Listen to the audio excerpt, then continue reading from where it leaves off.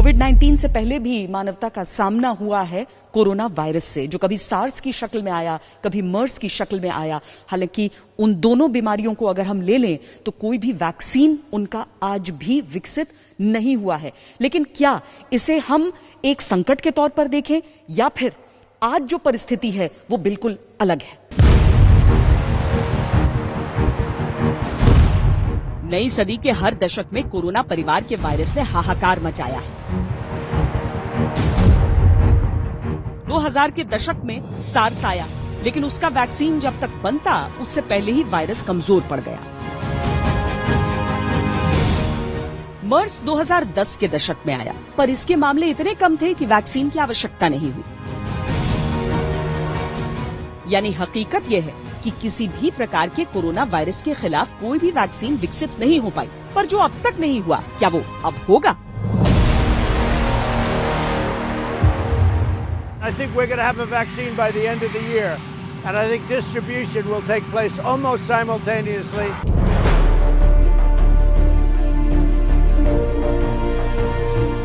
श्वेत पत्र में आज हम आपको बता रहे हैं कि कोरोना की वैक्सीन सफलता के कितने करीब है।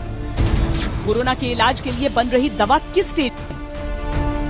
क्या वाकई इस साल के अंत तक बन सकता है वैक्सीन? और इससे भी बड़ा सवाल कि अगर वैक्सीन आने में देरी हुई तो क्या होगा? जो क्विकेस्ट वैक्सीन कहते हैं मम्प्स की बनी 4 साल के भीतर, पर क्या उससे हम आज की तारीख की तुलना करके मायूस हो सकते हैं, या हमें यही सोचना चाहिए कि इसमें पूरी दुनिया लगी है तो जल्द से जल्द आएगा? मेडिकल क्षेत्र में जो अनुसंधान होता है उसमें इतनी अनसर्टेनिटीज होती है, तो हम किसी भी चीज़ के बारे में नहीं कह सकते कि ये पहले आएगा, वो जल्द आएगा, ये थोड़ा देरी में आएगा। ऐसा कहना मुश्किल होता है। तो दवाइयों को भी लेकर और टीकों को भी लेकर अनसर्टेनिटीज काफ़ी होती है, और हम लोगों को सिर्फ कोशिश करनी होती है कि कोशिश किए जाए, और इस आशा में कि इसमें का एक न एक कुछ काम जरूर कर जाएगा। कोरोना वैक्सीन की खोज में वैज्ञानिकों, यूनिवर्सिटीज, फार्मास्यूटिकल कंपनियों की लाइन लगी है। दुनिया में करीब 100 वैक्सीन बनाने वाली कंपनियां कई अलग अलग तरीकों से वैक्सीन की खोज में लगी हुई हैं। हर दिन एक नई कंपनी एक नई रिसर्च के साथ सामने आती है। एक वैक्सीन के विकास की प्रक्रिया कई चरणों से होकर गुजरती है। शुरुआती एक्सप्लोरेटरी चरण के बाद प्री क्लिनिकल स्टेज आती है, जिसमें लैब में वैक्सीन की टेस्टिंग की जाती है।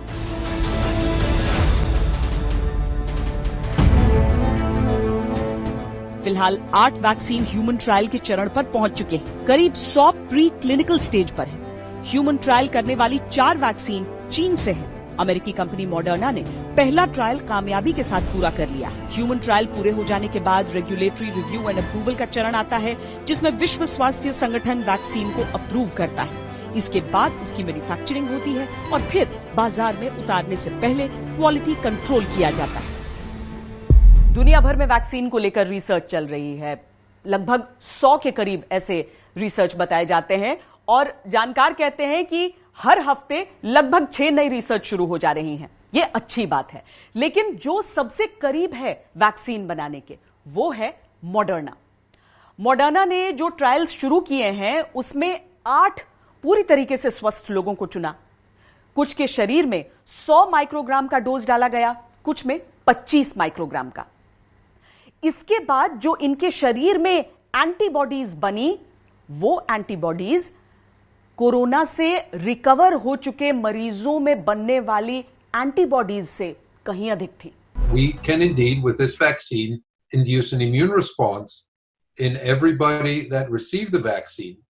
And that immune response generates the kind of antibodies that one would hope to generate, antibodies that can neutralize the virus, and that we can get to levels of antibodies that are those seen in people who've been infected with SARS-CoV-2, or in fact even exceed those levels.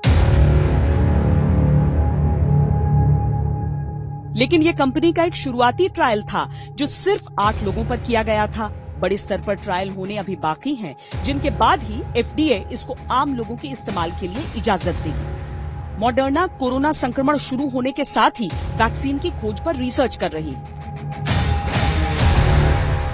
इस अमेरिकी company ने 13 जनवरी को novel corona virus के खिलाफ mRNA 1273 sequence finalise किया था। 16 मार्च को पहली वॉलंटियर को डोज दी गई। 6 मई को FDA ने मॉडर्ना को फेज 2 में जाने की इजाजत दी। 18 मई को फेज 1 टेस्टिंग के नतीजे सामने आए, जिसमें एंटीबॉडीज बनती हुई दिखाई दी। जल्दी कंपनी फेज 2 की टेस्टिंग करेगी। जुलाई तक फेज 3 की शुरुआत हो जाएगी। So in a way, our vaccine teaches our body to make just that part of the virus that the immune system needs to recognize.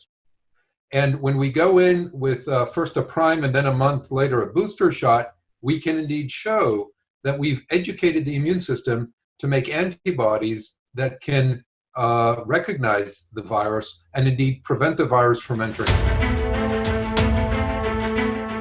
Vaccine पर शोध करने वालों की लिस्ट बहुत लंबी है, पर एक अनुमान के अनुसार पहले चरण में ही 37% वैक्सीन फेल कर जाती है। उनमें से 69% दूसरे चरण तक जाते जाते दम तोड़ देती है। बची हुई में से 42% ही तीसरे चरण तक पहुंच पाती है। आखिर में सिर्फ 10% वैक्सीन ही ट्रायल की स्टेज तक पहुंचती है।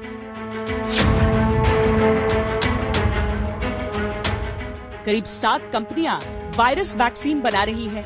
इसमें वायरस के कमजोर या निष्क्रिय रूप से वैक्सीन बनाई जाती है। पोलियो और स्मॉल पॉक्स की वैक्सीन ऐसे ही बनाई गई थी। करीब 25 संस्थाएं वायरल वेक्टर वैक्सीन पर काम कर रही हैं। इसके जरिए मीजल्स या एडिनो वायरस की जीन्स में बदलाव करके शरीर में कोरोना वायरस प्रोटीन बनाने की कोशिश की जा रही है। 20 टीमें न्यूक्लिक एसिड वैक्सीन बनाने की दिशा में काम कर रही हैं। इसमें न्यूक्लिक एसिड को शरीर में इंजेक्ट किया जाता है, जिसकी वजह से वायरस की संख्या शरीर के अंदर बढ़ जाती है। ये वैक्सीन वायरस के जेनेटिक स्ट्रक्चर को बदलकर उसको कमजोर कर देती है। करीब 33 टीमें प्रोटीन बेस्ड वैक्सीन पर काम कर रही हैं। इस प्रक्रिया में वैक्सीन के जरिए वायरस के प्रोटीन को टारगेट किया जाता है।